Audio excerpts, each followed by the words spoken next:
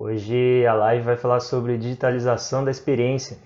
Então, quando a gente, pelo menos eu, gosto muito de videogame, né? Já vivi na época do desenvolvimento aí dos primeiros jogos, né? Super Nintendo e depois PlayStation, que eu fui da PlayStation, GameCube, Dreamcast, PlayStation 2 e agora com os outros consoles e aí dos consoles para os smartphones, dos smartphones nós estamos migrando agora para uma Spatial Web, que nós falamos em terminologia basicamente a integração do mundo digital com o físico, que é o physical, que você utiliza tecnologias como realidade aumentada, realidade virtual, integrada num sistema, num plano de Big Data, e junto a esse plano você tem aí as conectividades que são trazidas pela 4G e agora em desenvolvimento pela 5G. Então nós estamos vivendo um mundo que obviamente ele é esse processo do digital com o físico, e essa migração ela abriu as portas com a generalização e com a globalização, generalização das cadeias produtivas da internet, do desenvolvimento tecnológico, e agora com a massificação para todos, quando você tem um aplicativo, quando você tem um computador nas palmas das suas mãos, que é o smartphone, que tem um poder computacional maior do que na época que o homem foi à Lua. Então, se você parar para pensar que o poder computacional do seu smartphone é 1000 vezes maior do que o poder computacional da NASA quando enviou o primeiro homem à Lua, é de se superar no sentido de que nós temos uma complexidade e um desenvolvimento histórico da tecnologia na palma das nossas mãos, que muito em breve será aplicado ao nosso corpo, né? Com os chips, com o hackeamento dos nossos genes, né? Com IoT, com wearables, né? Com todos esses devices, essas tecnologias que nós poderemos consumir, sejam no nosso biológico para otimizar os nossos processos biológicos com biohacking, seja para a própria digitalização da nossa experiência. Então, quando a gente tem esse processo que vai desde a criação do primeiro computador até os dias de hoje, nós temos o desenvolvimento aflorado dessa tecnologia.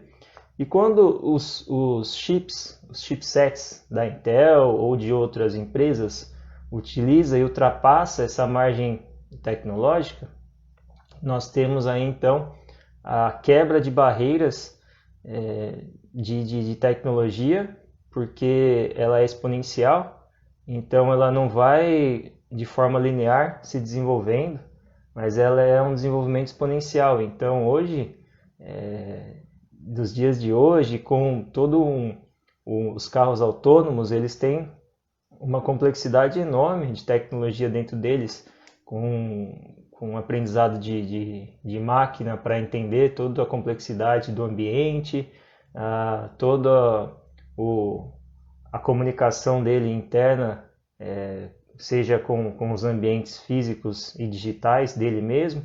Então, basicamente, hoje, os carros autônomos são computadores com rodas. Dado essa abertura, eu também gostaria de citar um pouco em relação à indústria 4.0, que a indústria 4.0 vem afetando significativamente os dias de hoje. É basicamente o que nós chamamos na tecnologia de leapfrogging. Leapfrogging, na transcrição básica, na tradução básica, é um salto exponencial de tecnologia que você passa de um ponto a outro, passando, por exemplo, você tem um ponto A, um ponto B, um ponto C, um ponto D da tecnologia e da entrega dessa tecnologia. O leapfrogging basicamente é você ir do ponto A até o ponto C ou do ponto A até o ponto D, ultrapassando barreiras que seriam desencadeadas por processos lineares. E é o que a gente vive hoje, né? O leapfrogging, que basicamente com a liberação potencial da internet 5G nos próximos anos, vai desencadear um processo infinitamente maior de acúmulo de conhecimento, de produção de conteúdo, de armazenamento dessa informação, e aí que os hardwares, junto com os softwares, terão que se desenvolver ainda mais.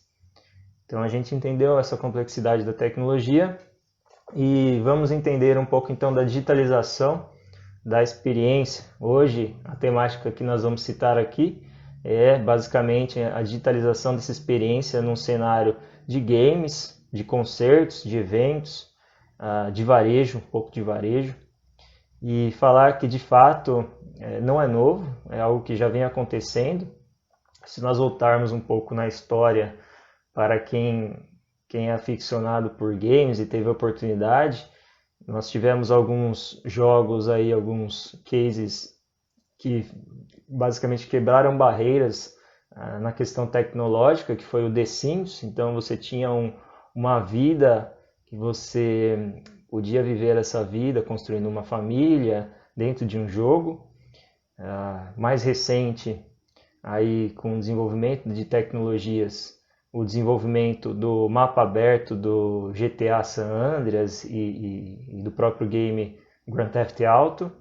E aí é uma exploração de mundos abertos que é uma tecnologia absurda no sentido de mapeamento de cenários e você conseguir explorar esses cenários da maneira que você quiser, interagindo com o cenário. E com o desenvolvimento da tecnologia, obviamente as pessoas e os gamers agora consumindo, produzindo esse conteúdo, só que elas sendo, no sentido da questão, elas interagindo com elas mesmas nos jogos. Então eu vou pontuar alguns casos de sucesso no mundo dos games, no mundo dos concertos e dos eventos. Com a pandemia, nós tivemos esse leapfrogging que eu disse, essa aceleração do processo de digitalização. Então quem não está preparado vai sofrer mais do que quem está preparado. Empresas, por exemplo, que já atuavam no cenário digital para eventos, já conseguem se estruturar de uma maneira diferenciada, das quais que não atuavam dessa maneira, e das quais que não atuavam dessa maneira têm que se propor a explorar novos contextos. Então, a exploração desses novos contextos basicamente acontecia majoritariamente no ano passado.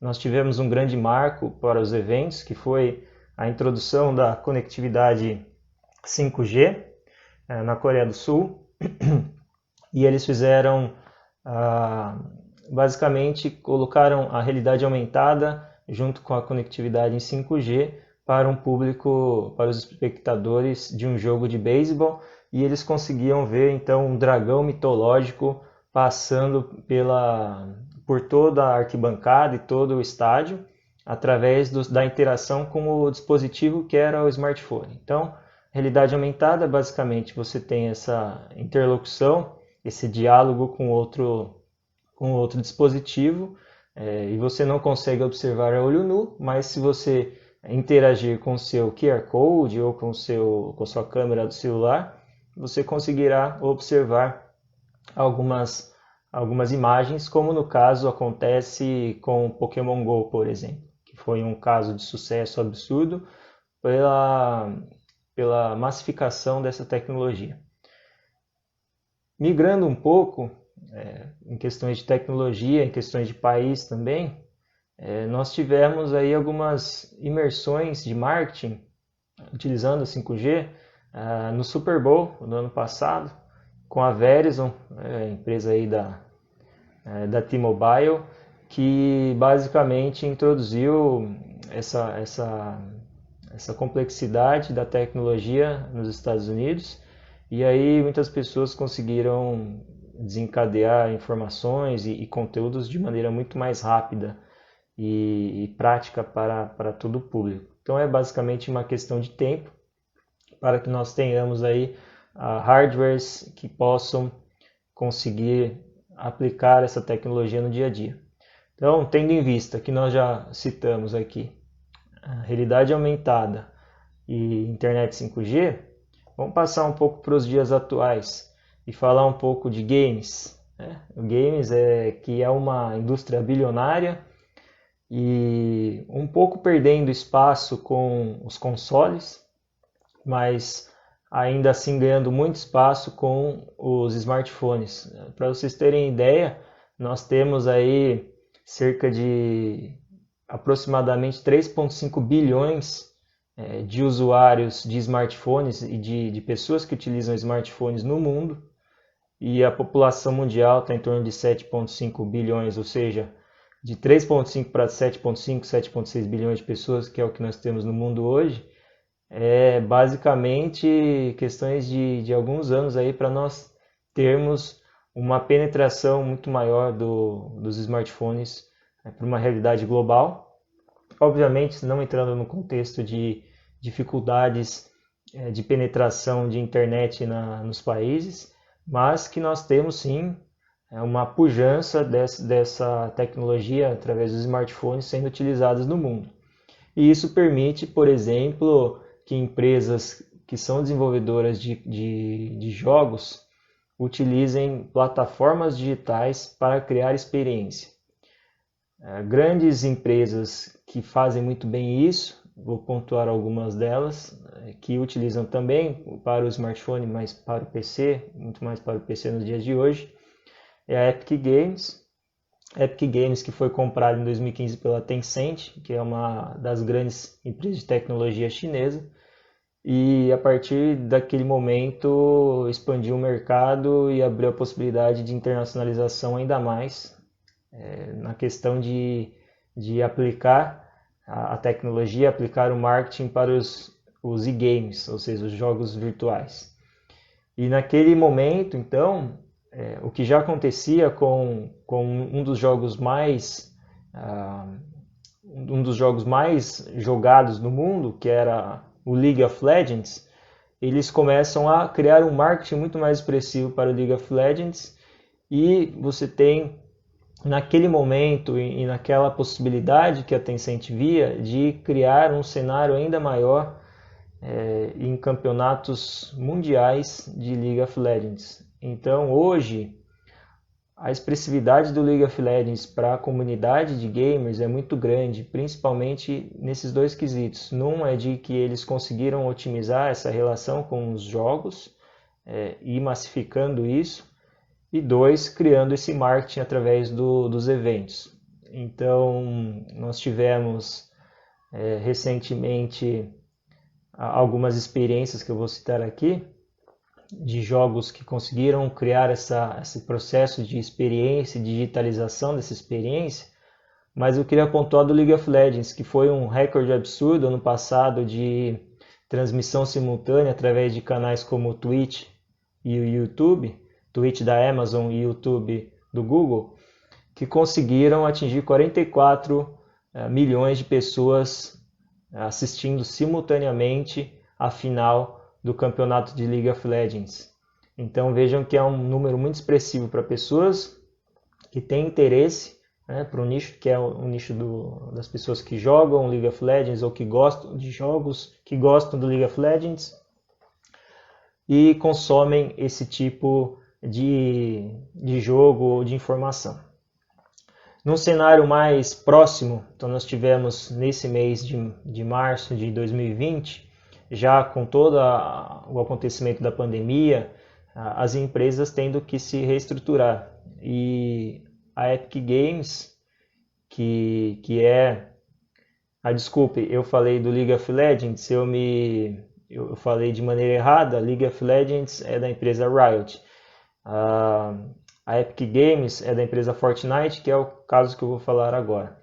A Fortnite basicamente introduziu o Battle Royale, que é um modo muito forte de jogo de tiro, jogadores jogando contra jogadores. Só que recentemente, no mês de março, eles já faziam isso, mas agora assertivamente colocaram um modo de concertos online. Então as pessoas não mais vão, além de ter o Battle Royale disponível no Fortnite ou em outros jogos, eles terão a possibilidade de assistir concertos. Então foi uma quebra absurda de público, de marketing. A Epic Games, junto com a complexidade de marketing da Tencent, fez muito bem isso, que foi entender esses processos, seja com a Tencent e a Riot no League of Legends, com os campeonatos mundiais, seja com a Epic Games no Fortnite. O Fortnite, por exemplo, introduziu todo um álbum de um rapper muito famoso, Travis Scott, e com isso, através desse álbum liberado, conseguiu aí dezenas de 12,7 milhões de pessoas assistindo simultaneamente. Então vejam que a massividade desse marketing online, dessa experiência, ela é uma quebra e fragmenta essas barreiras e traz ainda mais esse salto que eu disse da tecnologia, né, o leapfrogging. Nós temos que nos reinventar nos dias de hoje, e esse é um contexto que os games, por exemplo, estão trazendo. Então, o que a Epic Games fez, o que a Riot já fazia com os campeonatos mundiais de League of Legends, o que agora a Free Fire fez com a Loki, que também atingiu quase 10 milhões de visualizações simultâneas, que também utilizou muito bem do marketing, porque o Alok é um DJ mundialmente conhecido e também é jogador do Free Fire e também tem um personagem dele no jogo. Vejam que é um trabalho assim de criação de um conteúdo específico para um nicho que gosta daquilo. Basicamente, se você falar Fortnite hoje, a geração Z é a que mais vai se identificar, mas está abrindo o mercado e abrindo um panorama de experiência muito interessante. Então você tem agora a possibilidade de ver através do jogo, com um personagem que você tem customizado, que é um jogo gratuito, mas que gera bilhões de receita, porque é comercializado roupas, armas e a customização desses personagens dentro do jogo. E além do Battle Royale, você tem agora um modo concerto, que é acompanhar shows ao vivo e lançamentos de álbuns através desse jogo. Então é a disrupção do mercado de jogos, é a disrupção do mercado de concertos e de exposição musical, por exemplo, e é um panorama além do que a gente já vive. Nesse sentido, é exclusividade basicamente de algumas pessoas que têm notebook, PC gamer ou smartphone, mas também é a abertura para novos contextos. Se nós passarmos, por exemplo, dos jogos para um cenário de museus, então falando um pouco mais de turismo, um pouco mais de visitação a museus, nós já tínhamos os museus mapeados através da internet e esses mapas sendo disponibilizados online. Então você tem, através de mapas virtuais, você consegue entrar no Louvre, você consegue entrar no Museu de Arte Moderna, você consegue entrar no Metropolitan Museum dos Estados Unidos, e com essa digitalização trouxe um panorama de experiência diferenciado. Obviamente o viver é muito diferente e estar presente é muito diferente do digital, mas traz a possibilidade de escalar e disseminar para mais pessoas interessadas esse conteúdo. O que eles fizeram de interessante é utilizar algumas experiências para casos específicos, utilizando a tecnologia. Então, existe um case muito interessante que é Dali Lives, ou seja, Dali Vive, que é a digitalização do Salvador Dali, em termos de vídeo e imagem. Então, a pessoa, o Salvador Dali, eles utilizaram padrões de machine learning, ou seja, aprendizado de máquina, criaram toda uma estrutura através de vídeos do Dali, através de fotos e imagens do Dali, replicaram a fala dele em padrões da fala, em padrões de imagens, em padrões da maneira com que ele estava naquelas fotos, naqueles vídeos, e recriaram uma pessoa que já é falecida, recriaram o Dali em um painel digital, e esse Dali então digital ele conseguia se expressar com o público, com frases, tem um padrão de frases que ele utiliza, mas são algumas centenas de frases que ele utiliza e consegue aí personalizar a visitação e personalizar aquela experiência. E no final, o que é mais legal, no final o Dalí ele tira uma selfie, pede na verdade para a pessoa tirar uma selfie com ele e envia aquela foto para a pessoa. Então é a jornada do usuário otimizada para o cenário e contexto da tecnologia. Nós temos esse case que é muito utilizado nos dias de hoje do machine learning para a identificação das imagens e dos vídeos e replicá-lo num cenário.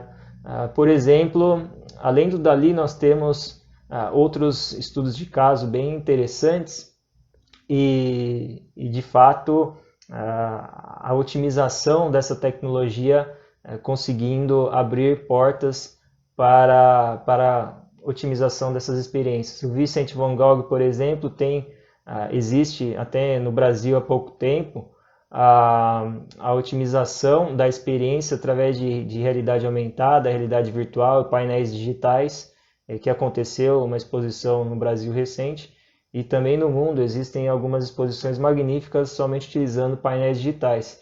Mas a exposição do Salvador Dalí, ela quebra essa barreira da interação e da personalização.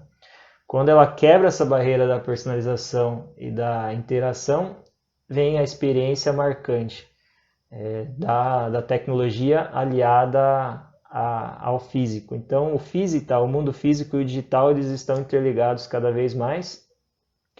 Vamos, então, falei um pouco de games, brevemente de games, falei um pouco de museus, vamos falar um pouco agora da experiência de home office.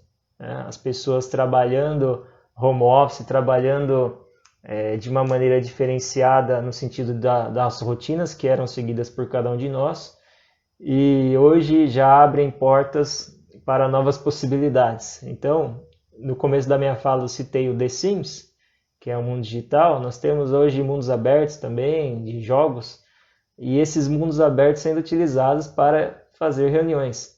Existe um jogo chamado Red Dead Redemption 2, e esse jogo ele é basicamente um jogo de faroeste e mundo aberto. E as pessoas, quando elas cumprem as missões, elas conseguem adquirir um cavalo. Quando elas conseguem adquirir esse cavalo, elas conseguem explorar o mundo do jogo. E que um grupo que ficou conhecido aí na internet recente fez, foi que um grupo de uma empresa, eles combinaram de fazer uma fogueira nesse jogo. Então você tem aí vários jogadores se encontrando nesse jogo, fazendo uma fogueira, sentando aos pés da fogueira e conversando sobre trabalho, sobre desenvolvimento de produtos e serviços. Então, quando você tem essa vivência e essa experimentação, você cria novos cenários. De fato, acho que é um passo iniciando esse processo de nós sairmos e quebrarmos a experiência de reuniões em Microsoft Teams, de reuniões em Zoom, de reuniões em WhatsApp e em outras plataformas, para criar um cenário e uma imersão digital. O Overwatch também tem essas experiências, Maurício, e também uma das experiências muito interessantes, não para reuniões, mas para o ensino e aprendizado, foi o que basicamente foi introduzido pelo Assassin's Creed Origins, que eles conseguiram mapear o Egito Antigo e fazer um mapa e um museu a céu aberto em que as pessoas conseguem explorar esses conteúdos do Egito Antigo, conseguem entender um pouco mais do Egito de uma maneira a estarem com essa imersão no jogo e essa imersão digital. Então, as experiências aliadas a toda essa tecnologia que nós temos nos dias de hoje, elas são otimizadas e são mais marcantes. Se nós também trouxermos para um ponto mais político, a mídia nos dias de hoje, existem países que censuram a mídia, censuram a fala das pessoas, dos jornalistas, e a Minecraft criou uma biblioteca digital em que várias publicações de vários países e de vários jornalistas que sofrem ou sofreram represália e censura, eles enviam todos esses artigos, todos esses manuscritos que eles fizeram, e a Minecraft nessa biblioteca digital mapeia e publica esses conteúdos abertamente.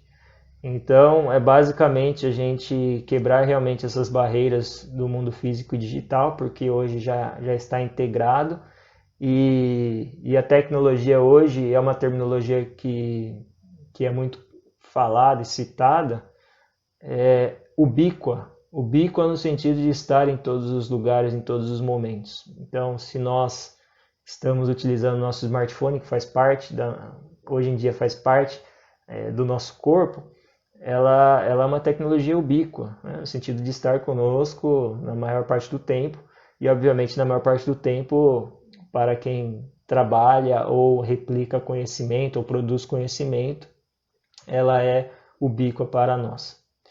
Então, nesse contexto todo, nós temos a digitalização da experiência através de games, a digitalização da experiência através de visualizações de imagens ou visualizações artísticas, como no caso de Da Vinci, e Da Vinci muito próximo a nós também, que foi um museu que foi replicado no Brasil, né, nesse contexto digital, mas também do Salvador Dalí, mas também do Vincent van Gogh e de outros artistas de renome internacional. Nós temos também a possibilidade de recriar essas experiências, basicamente com esse poder que nós temos nas nossas mãos e basicamente replicando conhecimento, porque hoje a tecnologia está disponível em várias plataformas e para quem puder aí usufruir delas. Essa experiência digital no sentido de que nós conseguimos aliar a produção de conteúdo junto com as nossas experiências. Nós temos também na questão de concertos, de música, basicamente uma digitalização sim, né, de cantores fazendo lives ao vivo, de cantores replicando músicas e criando essa experiência para os ouvintes. Nós não tivemos, por exemplo, alguns shows, alguns concertos musicais que teríamos internacionalmente, então eles fizeram disso para, além de replicar o seu trabalho, conseguirem gerar arrecadações de cestas básicas, por exemplo, para alguns milhares de pessoas e ajudar o próximo e também replicar aí o seu trabalho musical. Então, é basicamente a indústria de games, a indústria fonográfica, a indústria do turismo, no caso dos museus de visitação, sendo desfragmentada e sendo de maneira disruptiva orientada a esses padrões de digitalização no processo da experiência. Em termos de concerto, o que é mais legal também, além desses eventos que nós tivemos nos jogos e além das lives, não é algo novo, mas em 2016, no Japão, uma cantora basicamente criada por um algoritmo, uma cantora totalmente digital, virou o sucesso no Japão e até fez shows ao vivo e até fez shows internacionais, no caso nos Estados Unidos. E ela é uma cantora japonesa e ela é digital, ela não existe, ela é um holograma e consegue captar a atenção dos fãs japoneses e dos fãs globalmente falando a partir da sua música, que é mapeada por uma voz, eles fazem os transcritos da voz que é de uma mulher que existe de fato, e aí é replicado nesse sistema digitalizado, e aí a cantora, que é reproduzida através de um holograma, consegue dançar e cantar. Essa tecnologia já trouxe à vida novamente do nosso querido cantor do Queen e de alguns outros cantores que já se foram, Michael Jackson também, de alguns outros cantores que já se foram e que conseguiram retornar à vida, né? Então, é sim uma experiência, principalmente falando de uma experiência para quem gosta daquele tipo de música e para quem também perdeu um ídolo e consegue revê-lo em algum show. Então a experiência é absurda no sentido de como a tecnologia vem implementando isso e como a tecnologia vem auxiliando as nossas maneiras de fazer esse tipo de experiência e de consumir esse tipo de produto e serviço. Eu estou observando aqui que é um potencial incrível das plataformas digitais que nós temos, principalmente dos games, de replicarem esse conteúdo através de Twitch, através de YouTube, através de outras redes sociais e websites. Então, toda essa experiência deve ser marcada positivamente e analisada de que maneira o nosso cliente, o nosso usuário, será otimizado a experiência dele através desses pontos de contato que nós temos entre a nossa fala, entre a nossa expressão e entre a tecnologia. A comunidade de fato engajada e operando para esse sentido de que tem possibilidades, existem mais possibilidades ainda, e uma delas é uma tecnologia bem interessante que também alia um pouco de realidade aumentada e realidade virtual, que é o que nós chamamos de realidade mista, é o que a empresa Magic Leap dos Estados Unidos faz com essa projeção em termos de visitação, por exemplo, eles recriam imagens virtuais e conseguem colocar vida para animais. Então, uma experiência que você teria, por exemplo, num zoológico ou num circo, hoje recriado através de realidade aumentada, realidade virtual ou até mesmo hologramas e colocada nesse contexto do impacto da experiência.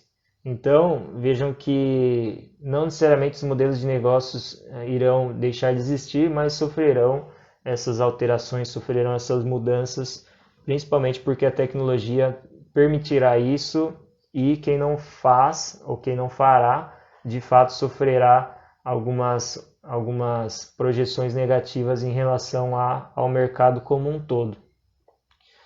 Então, oportunidades nos jogos, oportunidades em questões do turismo em si, com atrações, com atrativos, com toda essa imagem recriada através de realidade virtual e realidade aumentada, e toda essa tecnologia que nós teremos de produzir mais e de maneira mais otimizada com 5G, e também com hardware com mais potência, nós teremos sim a otimização dessa experiência, mas o segredo é entender nosso usuário, nosso cliente, para poder prover para ele as melhores experiências.